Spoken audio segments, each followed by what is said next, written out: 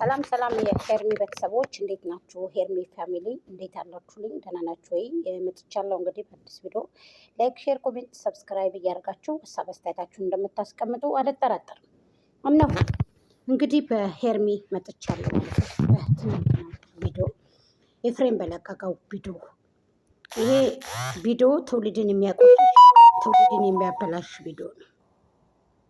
ኦኬ፣ ትውልድን የሚያበላሽ ቪዲዮ ነው።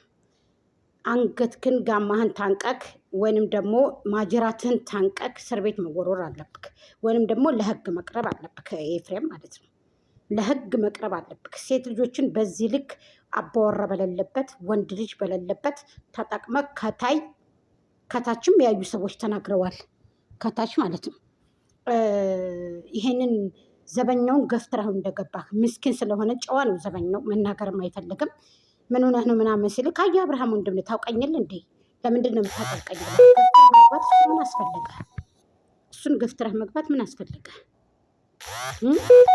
መጣ የአብርሃም ወንድም ነኝ ብለህ ገፍትረህ መግባት እሱን ምን አስፈለገ? ማኞች አይልማኞች እየመሰከሩ እየተናገሩብክ ነው።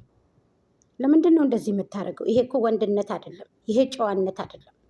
ጨዋነት እንደ ሄርሜላ ሰከን ብሎ እንደ ሄርሜ ሰከን ብሎ ማናገር ነው ጨዋነት። አንተ ግን ጨዋነት የጨዋነት መልኩ ሳይሆን ያደረግከው የቆሸሸ ማንነት ነው ያደረግከው። ይሄ ትውልድን የሚያጠፋ ነው። የደመቁ በጎች ጀግና ለሚሉክ ደመቁን የገደሏትና እንድትንቋሸሽ ያደረጓት መጥፎ ስትሰራ ጀግና፣ ጅል ስትሰራ ጀግና፣ ወንድ ጋር ሂዳ ስተኛ ጀግና፣ እዳኒ ጋራ ራቁት ቪዲዮ ይዛ ስትመጣ ጀግና፣ ከደስታ ጋራ ራቁት ልብስ ባዷን በባንት ብቻ ስትመጣ ጀግና ተብላ ነው።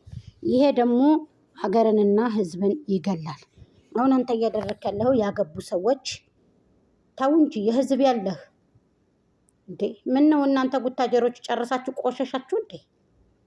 ክስ ባየላችሁ ምን ነው እናንተን መንግስት አያውቃችሁም?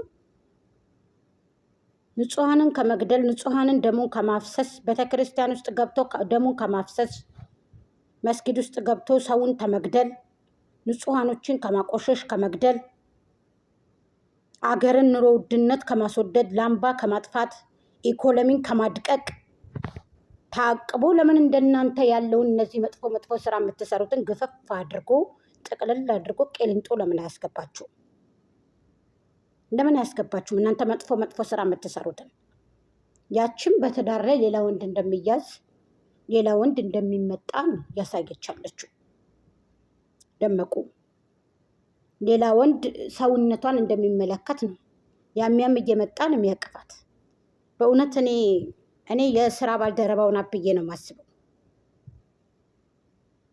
ያንቺ ባል ከሆነ ትክክለኛ ባል ከሆነ አይደለም እንኳን ሌላ ወንድ አቅፎሽ ገንዘብ ሊሰጥሽ ገንዘብ ሊያመጣ ቀርቶ እውነቴን ነው የምነግርሽ፣ ራቁትሽን መተሽ በዚህ ልክ እንኳን ራቁትሽን ስልክሽ ላይ ሲደወል ማን የደወለብሽ የሚሉ ባሎች እኮ አሉ። ማንን እያናገርሽ ነው ብለው እነዛን ወንዶችን ያደንቃቸዋለሁ። ሚስቱን መቆጣጠር ግድ ነው። ሚስቱን መጠየቅ ግድ ነው። ይወድሻል፣ ያከብርሻል፣ ይቀናል ማለት ነው። እዚህ ዓለም ላይ ስትኖር ደግሞ ምናልባት ከጀርባ ያለውን ነገር አናውቅም። ግን በዚህ ልክ ሶሻል ሚዲያ ላይ ወጥታችሁ መተሻሸቱ፣ መተቃቀፉ፣ ልሳምሽ በግዴታ ትናንትና የወንድምህ ባለቤት የሆነችውን ቀለበት ገና ለወደፊት በዚህ ልክ አፏን እንግዲህ ስልክ ስለገባ ነው የስራ ስልክ ስለነበረ ነው ስራ የሚሄዱ ልጆች ስለነበሩ ማለት ነው። ስለዚህ እኔ በጣም ነው የገረመኝ፣ በጣም ነው ያፈርኩት። በጣም የተንቋሸሸ ቪዲዮ በግዴታ ልሳምሽ ይችል ልጅ አስገደደክ ኤፍሬም። በስነ ስርዓቱ ታወራኝ እንደው በስነ ስርዓቱ አውራኝ አለችክ። አንተ ግን ለማውራት ፈቃደኛ አይደለም። ግን ይሄ ነገር እንዴት ነው የምታዩት? ማለቴ እንዴት ህሊናችሁ ይፈቅዳል? ለዶላር ለገንዘብ ተብሎ ይሆን ኤፍሬም? ምን ያልገባኝም እዚህ ጋር በደንብ አስረዱኝ። በባለፈው ከብሩኬ ጋር ሄደህ ስትከራከር፣ ስትሰደብ፣ ስትንቋሸሽ እነሱ ደግሞ አስወጡክ አታስፈልገንም ብለው ማለት ነው። አሁን ደግሞ እዚህም እንደዚህ ግብግብ። ስለዚህ ይሄ ነገር ጥሩ ነው ብለህ ታስባለህ? ይሄ ነገር ለእናንተ መዘዛ ያመጣም ብላችሁ ታስባላችሁ? ለወደፊት ኑሯችሁ ብታገኙም እኮ ማገኘት አይበለው፣ ሀቂቀትን ማለት ነው። ማገኘት አይበለው። እኔ ይሄ ማገኘት አለለው። ብትለወጡም ተለወጡ። ለምን ትውልድን የሚገድል እንደገና ደግሞ የባሎቻችሁ ወንድሞች እንዴት እነዛን ሴቶች አማለው መያዝ እንዳለባቸው ወይንም ይዘው አልጋ ላይ መውጣት እንዳለባቸው ነው እየለቀቀው ቪዲዮ። የእውነት ምልክ እኔ ኪራይ ቤት ብታደረጉት ወይንም ብታነሱት ደስተኛ ነን። ይሄን ቪዲዮ ከዚህ በበለጠ ቪዲዮም ሰርታሃል፣ ግን እንደዚህ እኔ አላውቅም። እስኪ ሌሎች ሀሳብ አስተያየታችሁ ምንድን ነው? በጣም የወረደ ቪዲዮ ልትሰራው፣ በጣም የቆሸሸ ቪዲዮ ለህግ መቅረብ አለብክ። ይሄ ብቻ አይደለም፣ በጣም የተንቋሸሸ ቪዲዮ ነው የሰራው። የሚያስጠላ ቪዲዮ ነው የሰራው። የሞተ ቪዲዮ ነው የሰራው።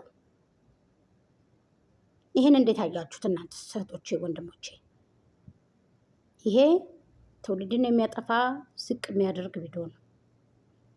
አብርሃም ደግሞ ምርጫው አንድነት ነው። አንተን ወይ አፍንጫህን ብሎ ወይ ማስቀጥቀጥ። አዎ አንድ ጎረምሳ ሞልቷል አዲስ አበባ። እየደፉ እየገደሉ እየመጡ እኮ አይጠየቁም እኮ። እንዴት አንተን ቅንጥህ ማለት አቃታችሁ ታዲያ? እንዴት በልጅቱ ላይ ተረማመዳችሁ እኮ። የወደፊት አላማዋን ህይወቷን አታበላሹባት። በእውነት ልቀቋት። የሰው